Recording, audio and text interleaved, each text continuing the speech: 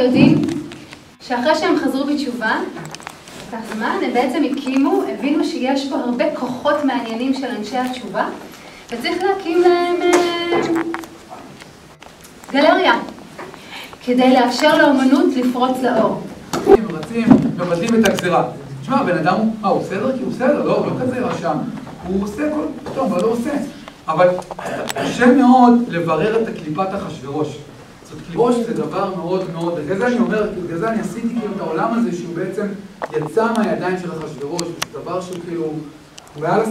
האמת היא שזה עולמות שמאוד מקבילים, העולם הספורט האקסטרים, יחד עם המשיכה שלי לתורת הנסתר, שזה דברים מאוד, כאילו תמיד נמשכתי למקומות האלה, הקיצוניים והנסתרים, אני רואה בזה מאוד השקה שמתחברים זה עם זה. וזה, כשאני ילד תמיד נמשכתי למקומות האלה.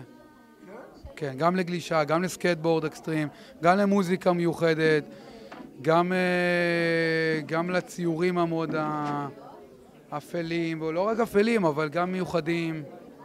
דמיינו שגדלו על שר הטבעות. גם כאלה, גם סוג כזה, כן.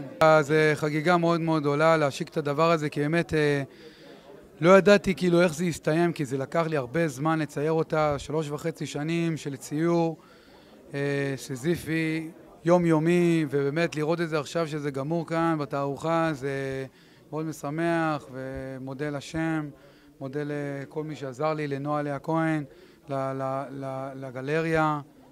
היום אני נמצא בשכונת פלורנטין בתל אביב, אני נמצא במקום מאוד מעניין, בבניין שהוא בעצם בית כנסת, אני גר בבית כנסת אבל אני גר למטה, בניין שלם שהבית כנסת הוא בקומה האמצעית, והבית כנסת הוא באמת גם סוג של גלריה של אומנות, ושם אני מציג ציורים, ושם אני גם מצייר, אפשר מוזמנים לבוא לראות, זה ברחוב ידידיה פרנקל 66 תל אביב, כולם מוזמנים לבוא לראות, יש שם ספרי קומיקס, דברים באמת שלא מצויים לראות בבתי כנסיות, תוכלו למצוא אצלי, ואווירה מאוד מאוד שמחה ומעניינת וצבעונית, וילדים שמחים. בלב תל אביב, בלב כל השכונה של האומנים, של המוזיקאים, שכונת הגרפיטי. איך אתה משתלב עם כל... אני משתלב מצוין, אני ממש מרגיש אני לא, אתה יודע, אני לא בן אדם אני לא מחפש להחצין את הדברים, וגם הדת, אני מאוד מאוד משדר אני לא שופט אף אחד, לא בשפיטה, הכל באהבה, הכל בחמלה, הכל בחסד, וזה משתלב מאוד יפה.